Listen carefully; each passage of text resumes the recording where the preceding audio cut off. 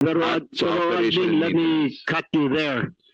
Yung mga electric cooperatives, may mga alam po ako ng mga lugar na may mga gusto pong pumasok na investors. Hindi lang po dahil may hawak ko po na prangkisa yung electric cooperative na yun. I mean, there's a lot.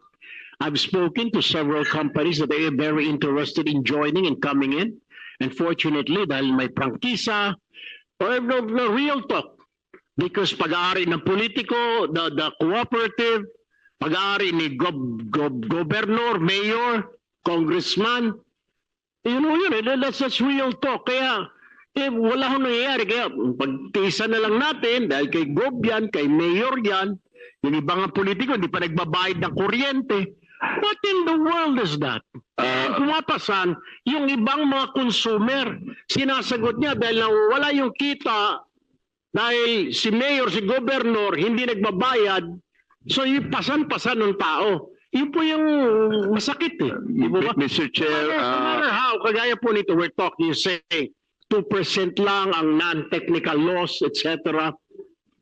2% is 2%. The Filipino people are tired. Bakit mo kami sisingilin sa hindi namin nagamit, hindi namin kasalanan? Pwede pa ho ipaliwanag sa mga tao yung technical system loss. Nag-evaporate po yun eh. Mas madaling ipaliwanag mo tulad po ng yelo, di po ba? Maintindihan eh. Ang hindi po maintindihan ng mga kababayan natin, bakit ako magbabayad na ninakaw sa kumpanya na yan, ako ang sasagot? Parang ang excuse nila sa akin, sir, parang kuwan ho yan, sen eh. Tindahan, may pilferage po sa tindahan niya, nabulok yung kuwan, ninakaw ng may ika nga shoplifter, sa amin i-charge. That's what they cannot understand. So, sa kanila, sa atin maybe maliit. Pero yung prinsipyo ng Pilipino, bakit ako magbabayad niyan? No matter how small it is, pero yung medyo mabigat po kasi, ilalabas mo sa bulsa mo na hindi mo kasalanan, and you have to pay for it. It doesn't matter if it's 1%, 2%.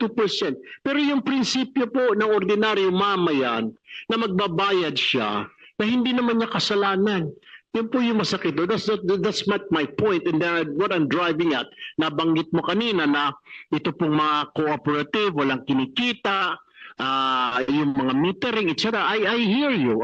We studied that. My team did study that, and we're happy that you're helping us also in doing our research. Pero this is reality. Yung mga electric cooperatives po natin, owned by politicians. Diba, siguro dapat natin gumawa tayo ng batas na alisin na natin yan sa mga politiko na yan, di ba? Go ahead. Sir, if I may respond do sa... Totoo po yun. Naka-experience po kami nung bagong upo ako rito. Half of my time is how to manage mga politikong hindi nagbabayad. And modesty aside, Mr. Chair, pag gano'n ang sitwasyon, tinutulungan ko ang electric cooperative paano makipag-usap sa mga politiko.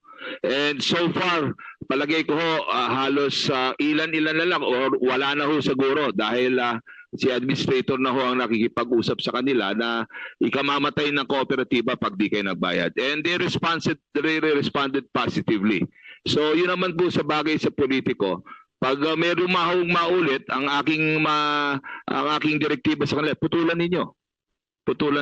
And may mga politikong pinutulan namin at tatawag ko sa akin, sasabihin ko lang sa politiko, wala ho tayong magagawa yan ng polisiya. Nagbabayad naman ho. So yung mga episode na ganyan nabawasan na po. Well, next time, if you encounter that na politiko, i-report mo sa akin, isumbong mo kay Tulfo, and I'll do something about it.